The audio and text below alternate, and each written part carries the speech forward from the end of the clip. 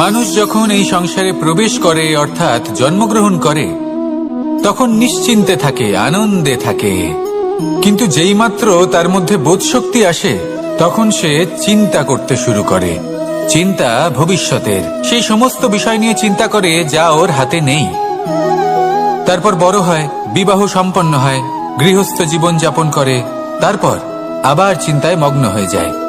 ভাবে এই যে আমার পরিবার, আমি কি ঠিকমতো তার খেয়াল রাখতে পারছি? কাল যখন আমি এই সংসার থেকে চলে যাব তখন আমার এই পরিবারের দেখাশোনা কে করবে? শেষ পর্যন্ত এই পরিবার তো আমারই উত্তরদায়িত্ব। যাক, আপনাকে একটা প্রশ্ন করি। এই সংসারে আসার পূর্বে আপনি কি এই প্রশ্ন করেছিলেন, এটা ভেবেছিলেন যে আমাকে ছাড়া এই সংসার কিভাবে চলবে?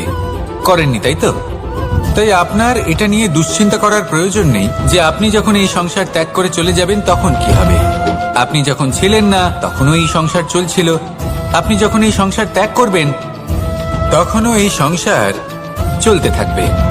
যদি কোনো বিষয়ের প্রভাব থাকে তা হলো আপনার আজকের তথা বর্তমানের কর্ম, অর্থাৎ আজ আপনি কি করছেন, কার জন্য মঙ্গল করছেন, কাকে প্রেরণা দিচ্ছেন, কাকে সাহায্য করছেন, কোন উদাহরণ প্রস্তুত করছেন। আপনি এই সংসারে যে ছবি অঙ্কন করবেন সংসার সেটাই মনে রাখবে। তাহলে শুধু সৎকর্ম করুন, মঙ্গল করতে থাকুন, আর আমার সাথে ভালোবেসে বলুন রাধা রাধা। আমরা চাই বা না চাই, আমরা সবসময় নয় কোনো না কোনো লক্ষ্যের দিকে এগিয়ে চলেছি বা কোনো না কোনো যুদ্ধ করেই চলেছি। যেমন যে যুদ্ধ মনের মধ্যে চলছে সেগুলো হলো অন্তর্মনের যুদ্ধ, যেমন পরিবার প্রতিপালনের যুদ্ধ, কর্তব্য পালনের যুদ্ধ, কোনো প্রিয়জনকে না হারানোর যুদ্ধ।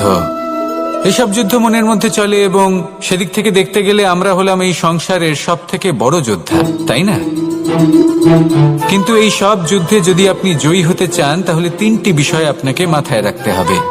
প্রথম হলো সেই ব্যক্তি যিনি এই যুদ্ধে পরাজিত হয়েছেন তাকে নিজের থেকে দূরে করে দেবেন না, বরং আপনি তার কাছে যান, তার সাথে কথা বলুন, কথাবার্তা চালান, আলোচনা করুন, তার থেকে পরামর্শ নিন এবং বুঝতে চেষ্টা করুন উনি কি ভুল করেছিলেন এবং সেই ভুল নিজের জীবনে করবেন না। দ্বিতীয়, সেই ব্যক্তি পর হয়ে চলেছেন, আসুন আমার সাথে ভালোবেসে বলুন রাধা রাধা। মানুষের জীবন হলো তার যাত্রা এবং প্রত্যেকের জীবনযাত্রার লক্ষ্য হলো আলাদা। এবার মনের মধ্যে এই প্রশ্ন জাগতেই পারে যে এই জীবনের লক্ষ্যটা গুরুত্বপূর্ণ নাকি যাত্রাটা, এবং এই ভাবনায় আমরা কোথাও না কোথাও সব থেকে গুরুত্বপূর্ণ বিষয়ে ভুলে যাই যে সব থেকে গুরুত্বপূর্ণ ব্যক্তিত্ব হলো আমাদের সাথী, আমাদের সহযাত্রী, যার সাথে আমরা এই যাত্রাপথ সুনিশ্চিত করি। এটা খুব গুরুত্বপূর্ণ। আপনি নিজেই দেখুন, মেঘ থেকে বৃষ্টি ঝরে পড়ে, তার লক্ষ্য হলো ধরিত্রী, তার যাত্রাপথ হলো সেই বায়ুমণ্ডল। কিন্তু ও কোন সাথী নির্বাচন করছে তার উপর কত কিছু নির্ভর করে। যদি সাথী হিসেবে ঝিনুককে খুঁজে পায় আর ওই ঝিনুকের ওপরে গিয়ে পড়ে তাহলে মুক্তয়ে পরিণত হয়। তখন লক্ষ্য কি হয়ে থাকে? ঈশ্বরের আভূষণ। সেখানেই যদি এই জলের ফোঁটা কোনো সাপের সঙ্গ পায়, কোনো সাপের মুখে গিয়ে পড়ে, তাহলে তা পরিণত হয় বিষে। আর তখন লক্ষ্য কি হয়? কারোর প্রাণ হরণ করা। এই উদাহরণ স্থির করে যে আমাদের জীবনে সাথীর নির্বাচন হলো অত্যন্ত আবশ্যক এবং অত্যন্ত গুরুত্বপূর্ণ বিষয়। কারণ সাথীর প্রভাব শুধু যে আপনার পথে পড়বে তা নয়, আপনার লক্ষ্যের উপরও পড়বে। কখনো কখনো কেউ আপনার লক্ষ্য বদলে দেবে, কখনো উচিতভাবে, কখনো অনুচিতভাবে। সেটা আপনার নির্বাচনের উপর নির্ভর করছে। তাহলে একজন শ্রেষ্ঠ সাথী নির্বাচন করুন আর আমার সাথে ভালোবেসে বলুন রাধা রাধা। মানুষ বর্তমানে নিজের জীবন অতিবাহিত করেন, কিন্তু তার জীবনে অতীতকাল এবং ভবিষ্যৎকাল এই দুটোরই সমান গুরুত্ব রয়েছে। অতীতকাল অতিবাহিত হয়ে গেছে এবং সেটা জীবিত থাকে আমাদের স্মৃতি হিসেবে, এবং ভবিষ্যৎ হলো সেটাই যেটা আমরা শুধুমাত্র কল্পনাই করতে পারি। এবার অতীতের কিছু স্মৃতি এমন থাকে যা আমাদের কাছে আনন্দময় হয় না, তা কটু হয়, দুঃখজনক হয়, যন্ত্রণাদায়ক হয়। আমরা যা কিছুই করি তা বদলে ফেলতে পারবো না, কিন্তু ভবিষ্যৎকাল সেটা আমরা রচনা অবশ্যই করতে পারি, যদি আজ আমরা শ্রেষ্ঠ কর্ম করি। যদি আজকের এই দিনটা আমরা আনন্দের সাথে অতিবাহিত করি, সুখের সাথে অতিবাহিত করি, এক একটা মুহূর্ত আমরা আনন্দ এবং ভালোবাসার সাথে অতিবাহিত করি, আপনার আজকের এই কর্ম আপনার ভবিষ্যৎ নির্ধারণ করবে। আজ আপনি যেভাবে জীবন কাটাবেন তা ভবিষ্যতে গিয়ে অতীতকালে পরিণত হবে। আর তখন আপনি এমন স্মৃতি খুঁজে পাবেন যেখানে আপনি প্রত্যেকটি মুহূর্ত প্রেম এবং আনন্দের সাথে অতিবাহিত করেছেন, এবং সেই স্মৃতি মধুর হবে। তাহলে আজ শ্রেষ্ঠ এবং উচিত কর্ম করুন। আপনি নিশ্চিত রূপে একটি উজ্জ্বল, শুদ্ধ, পবিত্র এবং আনন্দময় ভবিষ্যৎ লাভ করবেন। আসুন আমার সাথে ভালোবেসে বলুন, রাধা রাধা। জীবনে তিনটি বিষয় আছে, তিনটি বস্তু আছে, তারা যেন আপনাকে কখনো বশে না করে নিতে পারে। প্রথম হলো ধন। ধন যতক্ষণ আপনি ব্যবহার করতে থাকেন, যতক্ষণ তা আপনার কাজে আসছে, ততক্ষণ ঠিক আছে, এই ধন আপনার কাছে অমৃত। কিন্তু যখন এই ধন আপনাকে ব্যবহার করতে শুরু করে, বুঝে যাবেন যে আপনার পতনের সময় শুরু হয়েছে। দ্বিতীয় বিষয়, ফেলে আসা অতীত। যাই করুন, আপনি অতীত পাল্টাতে পারবেন না, আর এই সত্যিটা আপনিও জানেন। কিন্তু তাও এর বশবর্তী আমরা হয়ে পড়ি, আর যখন তাই হয় তখন এই সংসারে আমরা যেখানেই যাই না কেন, যত বড়ই সুখ লাভ করি না কেন, সেই সব আমাদের কাছে তিক্ত বলে মনে হয়। তৃতীয় বিষয়, আপনার আশেপাশের মানুষ ভিন্ন ভিন্ন ধরনের মানুষ হয়, যাদের চিন্তা ভাবনা এবং দৃষ্টিভঙ্গি ভিন্ন ভিন্ন প্রকারের। যদি এদের বশবর্তী আপনি হয়ে পড়েন, তাহলে কেউ বলবে এটা করো, এটা ভালো, কেউ বলবে এটা করো না, ওটা করো, ওটা ভালো কাজ, কেউ বলবে এই দুটোই করো না, অন্য কিছু করো।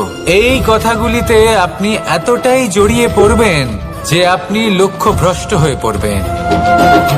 তাই এই তিন বিষয় থেকে সাবধানে থাকবেন। যদি কোনো কিছু বশ করতে হয়, তাহলে আপনাকে বশ করতে হবে আপনার আজকে, নিজের বর্তমানকে। এটা খুব প্রয়োজনীয়।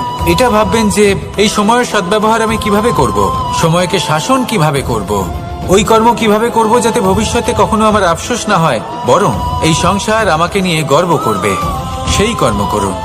আর যখন আপনি এটা শিখে নেবেন, তখন আপনি নিজেই নিজেকে প্রকৃত অর্থে ভাগ্যশালী করে তুলবেন।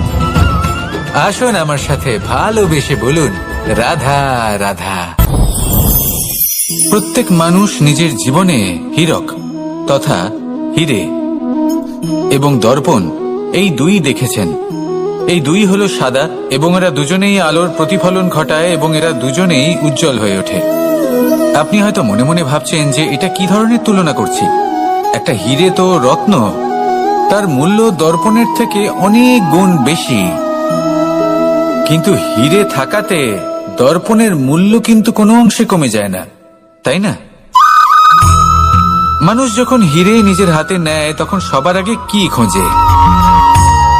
দর্পণ, যাতে তার মধ্যে দিয়ে দেখে সে বুঝতে পারে যে সেই হীরে আদৌ তার শোভাবর্ধন করছে কিনা, তাকে ভালো দেখাচ্ছে কিনা, প্রসাধনের জন্য সেটা ব্যবহার করা ঠিক হবে কিনা।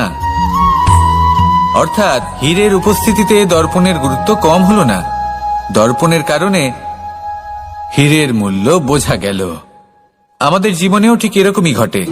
আপনারা যদি সংসারে নিজের আশেপাশে দেখেন, এমন অনেক মানুষ দেখতে পাবেন যারা নিজেদের ক্ষেত্রে মহান স্থানে পৌঁছেছেন, নিপুণ এবং শ্রেষ্ঠ হয়েছেন। আর তাদের মধ্যে আপনার নিজের মনে হয় যেন আপনি হলেন দর্পণ। নিজেকে ছোট মনে করবেন না। আপনার মূল্য কম হচ্ছে না, আপনার নিজস্ব মূল্য আছে। আর যদি আপনার অস্তিত্ব না থাকে, তাহলে ওনাদের অস্তিত্বের মূল্য সংসার বুঝতেই পারবে না। জীবনে সবসময় চেষ্টা করবেন যাতে আপনি আরো বেশি শ্রেষ্ঠ হয়ে উঠতে পারেন। আপনি নিজে যে স্থানে আছেন সেটাকে ছোট মনে করবেন না, তারও নিজস্ব একটা মূল্য আছে। যদি আপনি হীরে হয়ে থাকেন, তাহলে অহংকার করবেন না। যদি আপনি দর্পণ হয়ে থাকেন, তাহলে নিজেকে ছোট মনে করবেন না। আসুন আর আমার সাথে ভালোবেসে বলুন, রাধা রাধা। পাপ এবং পুণ্য, এই দুই হলো সংসারের এমন দুই বিন্দু যাকে কেন্দ্র করে এই সংসারের চক্র ঘুরতে থাকে। আমরা যদি কোনো কর্ম বিচার করি, হয় পুণ্য নয় পাপের দৃষ্টিভঙ্গি দিয়ে, এটা হয় পুণ্য না হলে পাপ। কিন্তু এই পাপ এবং পুণ্য এই দুই নির্ভর করে প্রত্যেক মানুষের ওপর, তার চিন্তাধারা, তার পরিস্থিতির ওপর। ধরুন এমন একজন মানুষ যিনি অনেক দিন ধরে বনে পথ হারিয়েছেন, অনেক দিন হয়তো উনি কোনো খাবার খাননি। এবার এমন পরিস্থিতি চলে এসছে যে এবার যদি উনি খাবার না খান তাহলে হয়তো জীবিতই থাকবেন না। আর এমন অবস্থায় ওনার সামনে যদি কোনো প্রাণী আসে তাহলে তাকে শিকার করা, এটা কিন্তু তার কাছে পাপ নয়, এটা তো জীবিত থাকার একমাত্র উপায়। এটা তার কাছে পুণ্য সম। আর যদি আমি এমন একজন ব্যক্তির কথা বলি যিনি সরল, যিনি একটি সুখী, শান্ত, সুরক্ষিত জীবনযাপন করছেন, তার কাছে কিন্তু এটা পাপ। এইরকমই এই সংসারে ভিন্ন ভিন্ন পরিভাষা আছে পাপ এবং পুণ্যের। তার মধ্যে যদি আমি আপনাকে একটি সরল পরিভাষা দিই, সেটা হলো, জীবনে যখনই কোনো কর্ম করবেন সেটা নিয়ে একটু ভেবে দেখুন যে এই যে কাজটা আমি করছি তার ফলে এই যে অন্য মানুষেরা আছেন এই সংসারে, তারা কি দুঃখ পাবেন? যদি তারা দুঃখ পান তাহলে সেটা পাপ। যদি আপনি এমন কোনো কর্ম করেন যার ফলে অন্যরা প্রসন্নতা লাভ করেন, তাদের মুখে হাসি ফুটে ওঠে, যদি তারা প্রেরিত হন, জীবনে সামনে এগোতে পারেন, তাদের বিকাশ হয়, তাহলে এটা হলো পুণ্য। তাই জীবনে সবসময় পুণ্য করতে থাকুন আর আমার সাথে ভালোবেসে বলুন, রাধা রাধা। তালা অনেক পুরনো একটা আবিষ্কার। যবে থেকে এই সংসারে বহুমূল্য বস্তু নির্মিত হয়েছে তবে থেকেই এই তালা নির্মাণ হয়েছে, তবে থেকে এর ব্যবহার করা হয়েছে, যাতে উচিত সময় এলে পরে আমরা আমাদের বহুমূল্য জিনিসগুলো সুরক্ষিত রাখতে পারি এবং সময় এলে পরে বের করে সেগুলি ব্যবহার করতে পারি। এবার একটা গুরুত্বপূর্ণ তথ্য আছে যেটা জানা অত্যন্ত গুরুত্বপূর্ণ, এবং সেটা হলো যে একটা তালা নির্মাণের পূর্বে তা খোলার যন্ত্র অর্থাৎ তার চাবিটি নির্মাণ করা হয়, এবং এটাই জীবনের খুব বড় একটা শিক্ষা প্রদান করে যায়। আমাদের জীবনে যখনই কোনো সমস্যা আসে তখন ভয়ভীত হওয়ার কোনো দরকার নেই, কারণ এই প্রকৃতি, এই ঈশ্বর এই সমস্যার সমাধান তথা এর চাবি আগে থেকেই নির্মাণ করে রেখে দিয়েছেন। শুধু দরকার হলো সেই সমস্যার ঊর্ধ্বে উঠে সেই সমাধান খুঁজে বের করা। মানুষ অনেক সময় সমস্যা দেখে ভীত হয়ে পড়েন, চিন্তিত হয়ে পড়েন, নিজের বিবেক হারিয়ে ফেলেন। আপনার শুধু এই মনকে শান্ত করা প্রয়োজন। এই শান্ত মনের সাথে এই সমস্যার নিবারণ খুঁজে নিতে হবে। তাই সমস্যা যতই তীব্র হোক না কেন, ভয় পাওয়ার কোনো প্রয়োজন নেই। পরম শান্ত মনে সমাধান খুঁজে বের করুন। আসুন আমার সাথে ভালোবেসে বলুন, রাধা রাধা। এ হলো রামায়ণের সময়কালের কথা। সেতু নির্মাণ করার কাজ চলছিল। সমস্ত বানর সেনা এই কাজে নিযুক্ত হয়েছিলেন। বড় বড় পাথর তুলে নিয়ে এই বানর সেনা সমুদ্রে ফেলছিলেন। এই কাজ চলছিল। এমন সময় ছোট্ট একটা কাঠবিড়ালি এলো। ছোট ছোট মাটির ডেলা হাতে নিয়ে সাগরের কাছে যাচ্ছিল আর বড় বড় পাথরের পাশে রেখে দিচ্ছিল, যথাসম্ভব সেখানে রেখে আসছিল। সারা দিন ধরে সে এই পরিশ্রম করেই যাচ্ছিল। এবার শ্রীরাম তার এই কাজ দেখতে পেলেন। সেই ছোট্ট কাঠবিড়ালিটিকে নিজের হাতে তুলে নিলেন এবং অত্যন্ত ভালোবেসে তার পিঠে হাত বুলিয়ে দিলেন। কথায় আছে যে কাঠবিড়ালির পিঠে যে দাগ আছে সেই 3টি দাগ এসেছে শ্রীরামচন্দ্রের 3 আঙুলের থেকে। যে কাজ আপনি করছেন তাতে সমস্ত শক্তি প্রয়োগ করুন। যতটা আপনার সামর্থ্য রয়েছে, যতটা আপনার প্রতিভা রয়েছে, সম্পূর্ণভাবে উৎসর্গ করে দিন। ঠিক এমন ভাবে কর্ম করুন। সেই কাঠবিড়ালি কিন্তু তাই করেছিল। সেই জন্য শ্রীরামের সাথে সেও সেই কাহিনীতে অমর হয়ে গেছিল। সম্পূর্ণ শক্তি প্রয়োগ করুন, সম্পূর্ণ সামর্থ্যের সাথে কর্ম করুন, কারণ এটাই হলো শ্রেষ্ঠ পথ কোনো কর্ম করার। আসুন আমার সাথে ভালোবেসে বলুন, রাধা রাধা।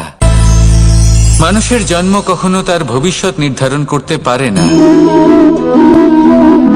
হ্যাঁ, ওর জীবনযাত্রা অবশ্যই সুখময় হতে পারে, নির্ভর করে যে ও কোন পরিবারে জন্ম নিচ্ছে, তার পরিবার পরিজন কে হন, তার মাতা পিতা কে হন, তাকে কেমন শিক্ষা দেওয়া হয়েছে, কেমন ভাবে পালন করা হচ্ছে। সে কিন্তু কুপাত্রও হতে পারে, আবার সুপাত্রও হতে পারে। কিন্তু সে চলে যাওয়ার পর এই সংসার তাকে মনে রাখবে নাকি না, আর যদি মনেও রাখে তাহলে কিভাবে মনে রাখবে সেটা নির্ভর করছে তার কর্ম এবং তার নির্বাচনের উপর। ঠিক যেমন বর্ষার এই জলের ফোঁটা যখন মেঘ থেকে ঝরে পড়ে, তখন তার এই নির্বাচন হলো গুরুত্বপূর্ণ, কারণ তার নির্বাচন তার উপর নির্ভর করছে তার ভবিষ্যৎ কেমন হবে। ঝিনুকের মুখে পড়লে মুক্ত হয়ে ওঠে, সাপের মুখে পড়লে বিষ, আর যদি কোনো পাতায় পড়ে তাহলে শিশিরে পরিণত হয়।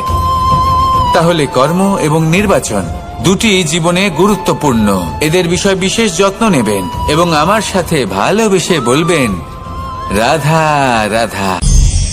কখনো কখনো আমাদের জীবনে দুঃখ আসে এবং তার কারণ হলো সন্দেহ।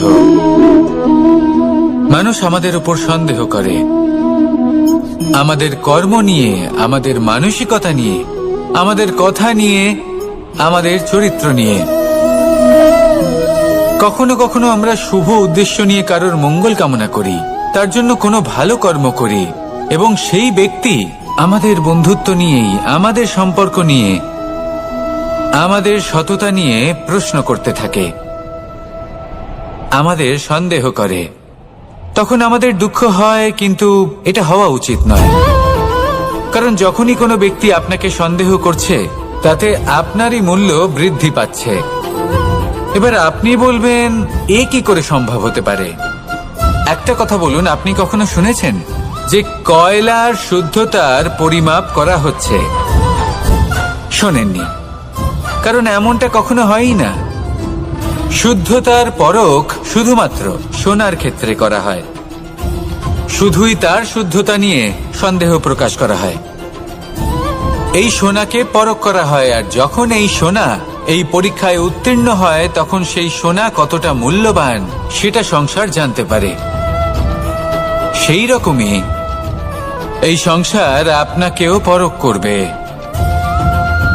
যখন আপনি এই পরীক্ষায় উত্তীর্ণ হবেন, তখন আপনার মূল্য কতটা অধিক সেটা এই সংসারও জানতে পারবে। সেই জন্য যখনই কেউ আপনার উপর সন্দেহ করবে, দুঃখ পাবেন না। শুধু এই কথাটার খেয়াল রাখবেন, আপনি কি উচিত পথে চলেছেন, উচিত কর্ম করছেন। সকলের প্রতি আপনার মনে যেন সদ্ভাবনা থাকে, এবং হ্যাঁ, আপনি যেন আমার সাথে ভালোবেসে বলেন, রাধা রাধা। আমরা সবাই সূর্যকে সম্মান করি, ওনাকে শ্রদ্ধা করি, ওনাকে পুজো করি। এই সূর্য আমাদের শক্তি প্রদান করেন, প্রকাশ প্রদান করেন। কখনো কখনো উষ্ণতা এতটাই বাড়িয়ে তোলেন, এতটাই তপ্ত করে তোলেন, আমাদের একথা মনে হয় যে আমাদের এই শরীর জ্বলে যাচ্ছে। তখনও আমরা বিরোধিতা করি না, তাকে কটু কথা শোনাই না, আমরা সসম্মানে তা গ্রহণ করি। কেন কেন করি? কারণ আমরা জানি যে সন্ধেবেলা যখন সূর্যাস্ত হবে, তখন শুধুমাত্র অন্ধকার বাকি থাকবে। ঠিক কিছুটা এরকমই হয় আমাদের মাতা পিতাও, যিনি আমাদের জন্ম দেন, আমাদের ভরণ পোষণ করেন, আমাদের বড় করেন, আমাদের প্রেম প্রদান করেন। কখনো কখনো তাদের মুখ থেকে কটু কথা নিঃসৃত হয়, আমাদের দুঃখ হয়, কিন্তু তখন আমাদের এটা বোঝা উচিত এগুলি নিঃসৃত হচ্ছে আমাদেরই মঙ্গলের জন্য। যেমন সূর্যদেব, উনিও উত্তাপ দিয়ে থাকেন আমাদেরই মঙ্গলের জন্য, যাতে ফসল পাকতে পারে, যাতে জল বাষ্প হয়ে মেঘ হতে পারে, বৃষ্টি হতে পারে, আর এই সংসারে নিরন্তর জলের প্রবাহ থাকে। আমাদের মাতা পিতা, তাদের কঠোর আচরণ, তাদের কঠোর অনুশাসনের পেছনে লুকিয়ে থাকে ওনাদের ভালোবাসা। আমাদের তা বুঝতে হবে, সসম্মানে ওনাদের গ্রহণ করতে হবে। কারণ ঠিক সূর্যাস্তের পরে যেমন চতুর্দিক অন্ধকারচ্ছন্ন হয়ে যায়, তেমনি আমাদের জীবন থেকে যখন আমাদের মাতা পিতা চলে যায়, তখন আমাদের জীবনেও শুধু এবং শুধুমাত্র অন্ধকারই ছেয়ে থাকে। সেই জন্য নিজের মাতা পিতাকে সম্মান করুন, ওনাদের ভালোবাসা প্রদান করুন। এই মন আর এই জীবন প্রসন্ন হয়ে বলবে, রাধা রাধা। শিশিরের বিন্দু পাতার ওপর পড়ে আর তার গায়ে লেগে থাকে। পাতা তাকে শুষে নিতে পারে না, আর শেষ পর্যন্ত সে ঝরে পড়ে যায়। অন্যদিকে রয়েছে মেঘ এবং চাতক। এদের মধ্যে অনেক দূরত্ব থাকে। মেঘ থাকে আকাশে আর চাতক থাকে ধরিত্রীতে। কিন্তু যখন এই মেঘ থেকে বৃষ্টি ঝরে পড়ে, এই চাতক কিন্তু সেই জলই পান করে, নয়তো সে তৃষ্ণার্ত থেকে যায়। এবার অন্যদিকে দেখলাম শিশির বিন্দু আর পাতার এই সম্পর্ক। এরা খুব কাছাকাছি থাকে, ঘনিষ্ঠও থাকে। অন্যদিকে রয়েছে মেঘ এবং চাতকের সম্পর্ক, যাদের মধ্যে অনেক দূরত্ব থাকা সত্ত্বেও তারা খুব ঘনিষ্ঠ, তাই না? এই সারমর্ম খুব সরল। এই নৈকট্য, এই দূরত্ব, তা আপনার সম্পর্কে প্রভাব কিছুতেই ফেলতে পারে না। এই নৈকট্য, এই দূরত্ব, এইসব হলো শুধুমাত্র মনের ব্যাপার। কখনো আপনি অনুভব করেছেন আপনি কারোর থেকে অনেক অনেক দূরে আছেন, অনেক দূরে আছেন, তাও সেই ব্যক্তির প্রতি আপনি টান অনুভব করেন। সেখানে আপনি কারোর সাথে প্রত্যেক দিন অতিবাহিত করেন, সমস্ত জীবন অতিবাহিত করেন, সব থেকে বেশি সময় তার সাথে অতিবাহিত করেন, তাও তার প্রতি সেই টান অনুভব করেন না। এই সংকেত হলো মনের দূরত্বের। তাহলে মনের এই দূরত্ব দূর করুন আর আমার সাথে ভালোবেসে বলুন, রাধা রাধা। পাখি কখন জন্ম নেয়, কখন উড়তে শেখে, কখন বাসা বানাতে শেখে, কখন নিজের মৃত্যু লাভ করে, এসব আমাদের মধ্যে কেউ জানি না। কিন্তু পাখি একটা কথা খুব ভালো করে জানে, যে এই সংসারে ও যা কিছুই করুক না কেন, এই সংসারের ওকে নিয়ে কিচ্ছু যায় আসে না। এবার আমরা কি করি?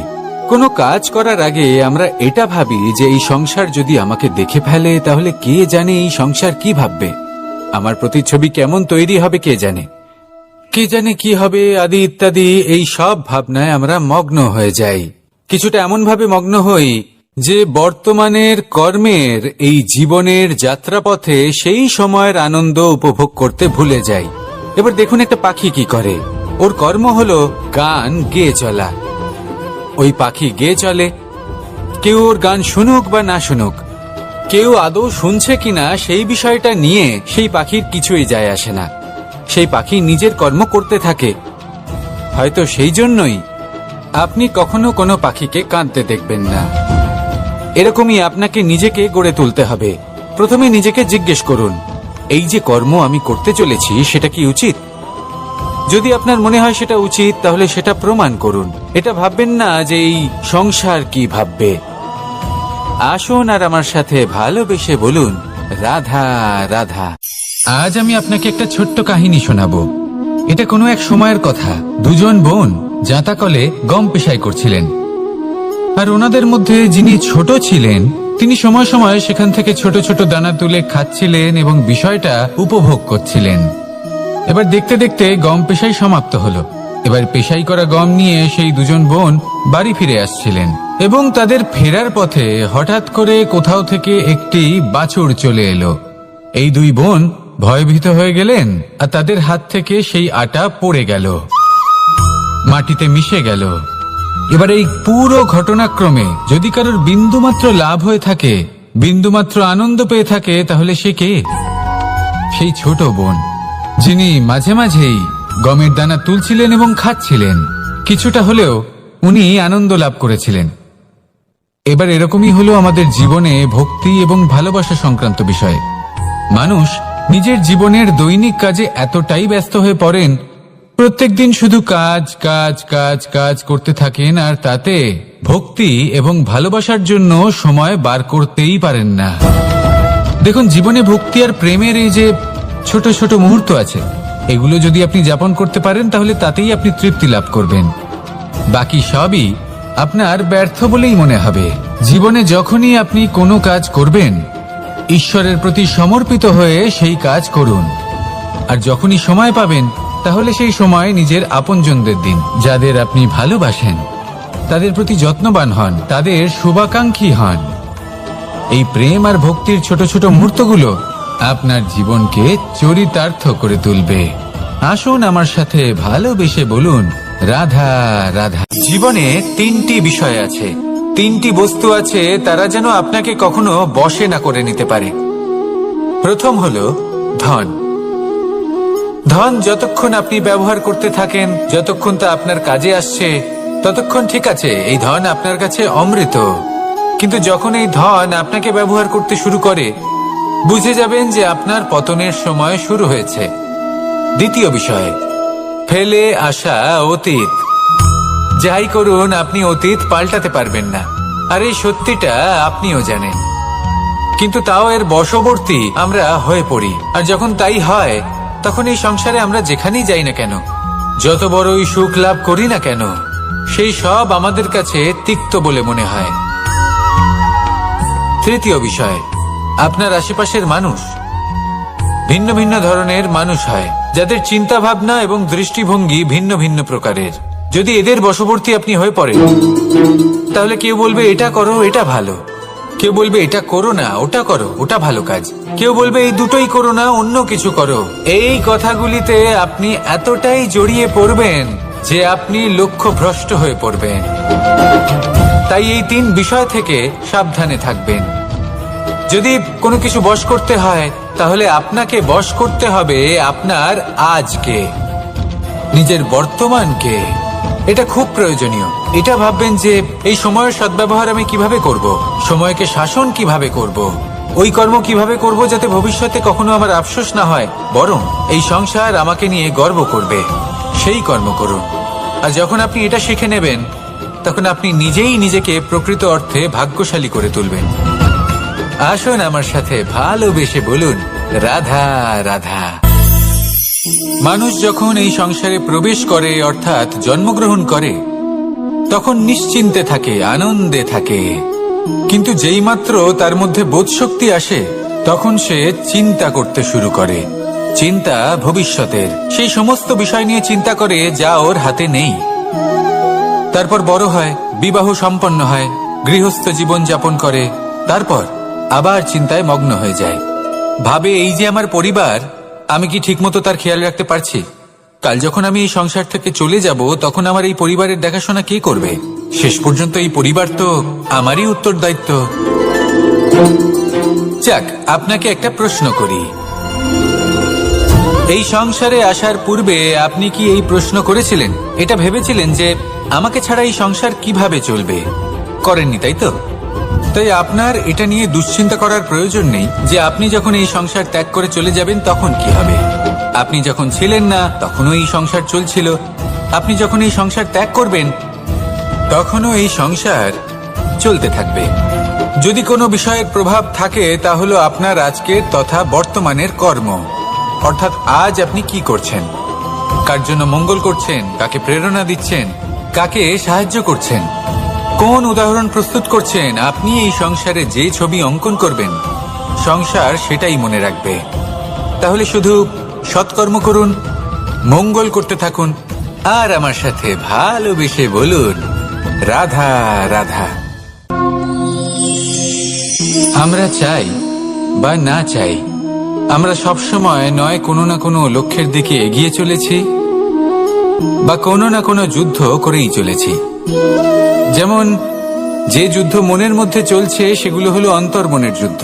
যেমন পরিবার প্রতিপালনের যুদ্ধ, কর্তব্য পালনের যুদ্ধ, কোনো প্রিয়জনকে না হারানোর যুদ্ধ। এসব যুদ্ধ মনের মধ্যে চলে, এবং সেদিক থেকে দেখতে গেলে আমরা হলাম এই সংসারের সব থেকে বড় যোদ্ধা, তাই না? কিন্তু এই সব যুদ্ধে যদি আপনি জয়ী হতে চান, তাহলে তিনটি বিষয় আপনাকে মাথায় রাখতে হবে। প্রথম হলো, সেই ব্যক্তি যিনি এই যুদ্ধে পরাজিত হয়েছেন, তাকে নিজের থেকে দূরে করে দেবেন না, বরং আপনি তার কাছে যান, তার সাথে কথা বলুন, কথাবার্তা চালান, আলোচনা করুন, তার থেকে পরামর্শ নিন এবং বুঝতে চেষ্টা করুন উনি কি ভুল করেছিলেন, এবং সেই ভুল নিজের জীবনে করবেন না। দ্বিতীয়, সেই ব্যক্তি সর হয়ে চলেছেন, আসুন আমার সাথে ভালোবেসে বলুন, রাধা রাধা। মানুষের জীবন হলো তার যাত্রা, এবং প্রত্যেকের জীবনযাত্রার লক্ষ্য হলো আলাদা। এবার মনের মধ্যে এই প্রশ্ন জাগতেই পারে যে এই জীবনের লক্ষ্যটা গুরুত্বপূর্ণ নাকি যাত্রাটা। এবং এই ভাবনায় আমরা কোথাও না কোথাও সব থেকে গুরুত্বপূর্ণ বিষয়ে ভুলে যাই যে সব থেকে গুরুত্বপূর্ণ ব্যক্তিত্ব হলো আমাদের সাথী, আমাদের সহযাত্রী, যার সাথে আমরা এই যাত্রাপথ সুনিশ্চিত করি। এটা খুব গুরুত্বপূর্ণ। আপনি নিজেই দেখুন, মেঘ থেকে বৃষ্টি ঝরে পড়ে। তার লক্ষ্য হলো ধরিত্রী, তার যাত্রাপথ হলো সেই বায়ুমণ্ডল। কিন্তু ও কোন সাথী নির্বাচন করছে তার উপর কত কিছু নির্ভর করে। যদি সাথী হিসেবে ঝিনুককে খুঁজে পায় আর ওই ঝিনুকের ওপরে গিয়ে পড়ে, তাহলে মুক্তয়ে পরিণত হয়। তখন লক্ষ্য কি হয়ে থাকে? ঈশ্বরের আভূষণ। সেখানেই যদি এই জলের ফোঁটা কোনো সাপের সঙ্গ পায়, কোনো সাপের মুখে গিয়ে পড়ে, তাহলে তা পরিণত হয় বিষে। আর তখন লক্ষ্য কি হয়? কারোর প্রাণ হরণ করা। এই উদাহরণ স্থির করে যে আমাদের জীবনে সাথীর নির্বাচন হলো অত্যন্ত আবশ্যক এবং অত্যন্ত গুরুত্বপূর্ণ বিষয়। কারণ সাথীর প্রভাব শুধু যে আপনার পথে পড়বে তা নয়, আপনার লক্ষ্যের উপরও পড়বে। কখনো কখনো কেউ আপনার লক্ষ্য বদলে দেবে, কখনো উচিতভাবে, কখনো অনুচিতভাবে। সেটা আপনার নির্বাচনের উপর নির্ভর করছে। তাহলে একজন শ্রেষ্ঠ সাথী নির্বাচন করুন আর আমার সাথে ভালোবেসে বলুন, রাধা রাধা। মানুষ বর্তমানে নিজের জীবন অতিবাহিত করেন, কিন্তু তার জীবনে অতীতকাল এবং ভবিষ্যৎকাল এই দুটোরই সমান গুরুত্ব রয়েছে। অতীতকাল অতিবাহিত হয়ে গেছে এবং সেটা জীবিত থাকে আমাদের স্মৃতি হিসেবে, এবং ভবিষ্যৎ হলো সেটাই যেটা আমরা শুধুমাত্র কল্পনাই করতে পারি। এবার অতীতের কিছু স্মৃতি এমন থাকে যা আমাদের কাছে আনন্দময় হয় না, তা কটু হয়, দুঃখজনক হয়, যন্ত্রণাদায়ক হয়। আমরা যা কিছুই করি তা বদলে ফেলতে পারবো না, কিন্তু ভবিষ্যৎকাল সেটা আমরা রচনা অবশ্যই করতে পারি, যদি আজ আমরা শ্রেষ্ঠ কর্ম করি।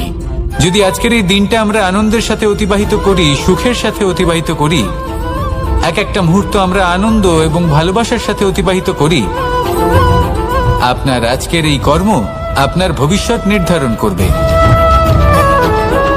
আজ আপনি যেভাবে জীবন কাটাবেন তা ভবিষ্যতে গিয়ে অতীতকালে পরিণত হবে। আর তখন আপনি এমন স্মৃতি খুঁজে পাবেন যেখানে আপনি প্রত্যেকটি মুহূর্ত প্রেম এবং আনন্দের সাথে অতিবাহিত করেছেন, এবং সেই স্মৃতি মধুর হবে। তাহলে আজ শ্রেষ্ঠ এবং উচিত কর্ম করুন। আপনি নিশ্চিত রূপে একটি উজ্জ্বল, শুদ্ধ, পবিত্র এবং আনন্দময় ভবিষ্যৎ লাভ করবেন। আসুন আমার সাথে ভালোবেসে বলুন, রাধা রাধা। প্রত্যেক মানুষ নিজের জীবনে হীরক তথা হিরে এবং দর্পণ এই দুই দেখেছেন। এই দুই হলো সাদা, এবং এরা দুজনেই আলোর প্রতিফলন ঘটায় এবং এরা দুজনেই উজ্জ্বল হয়ে ওঠে। আপনি হয়তো মনে মনে ভাবছেন যে এটা কি ধরনের তুলনা করছি। একটা হিরে তো রত্ন, তার মূল্য দর্পণের থেকে অনেক গুণ বেশি। কিন্তু হিরে থাকাতে দর্পণের মূল্য কিন্তু কোনো অংশে কমে যায় না, তাই না? মানুষ যখন হিরে নিজের হাতে নেয় তখন সবার আগে কি খোঁজে?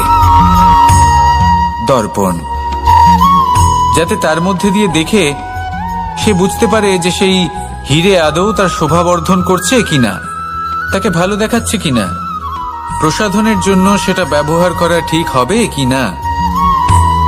অর্থাৎ হীরের উপস্থিতিতে দর্পণের গুরুত্ব কম হলো না, দর্পণের কারণে হীরের মূল্য বোঝা গেল। আমাদের জীবনেও ঠিক এরকমই ঘটে। আপনারা যদি সংসারে নিজের আশেপাশে দেখেন, এমন অনেক মানুষ দেখতে পাবেন যারা নিজেদের ক্ষেত্রে মহান স্থানে পৌঁছেছেন, নিপুণ এবং শ্রেষ্ঠ হয়েছেন। আর তাদের মধ্যে আপনার নিজের মনে হয় যেন আপনি হলেন দর্পণ। একে ছোট মনে করবেন না। আসুন আর আমার সাথে ভালোবেসে বলুন, রাধা রাধা। পাপ এবং পুণ্য এই দুই হলো সংসারের এমন দুই বিন্দু যাকে কেন্দ্র করে এই সংসারের চক্র ঘুরতে থাকে। আমরা যদি কোনো কর্ম বিচার করি, হয় পুণ্য নয় পাপের দৃষ্টিভঙ্গি দিয়ে, এটা হয় পুণ্য না হলে পাপ। কিন্তু এই পাপ এবং পুণ্য এই দুই নির্ভর করে প্রত্যেক মানুষের ওপর, তার চিন্তাধারা, তার পরিস্থিতির ওপর। ধরুন এমন একজন মানুষ যিনি অনেক দিন ধরে বনে পথ হারিয়েছেন, অনেক দিন হয়তো উনি কোনো খাবার খাননি। এবার এমন পরিস্থিতি চলে এসছে যে এবার যদি উনি খাবার না খান তাহলে হয়তো জীবিতই থাকবেন না।